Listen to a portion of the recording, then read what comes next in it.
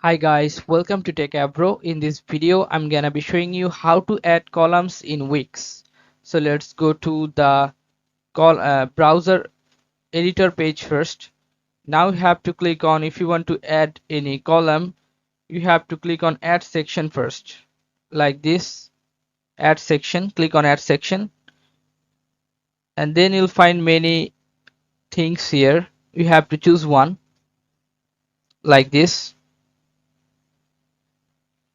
After choosing this one, you have to click on this and you have to click on manage columns. You can see here, right? Click on manage columns and you can see add column.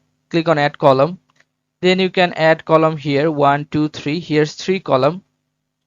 Okay, so you can cross this one, and if you want to change the background, you can click on change the background. If you want to edit this, you can edit, go to layout, and you can edit these things, and you can shape the divers,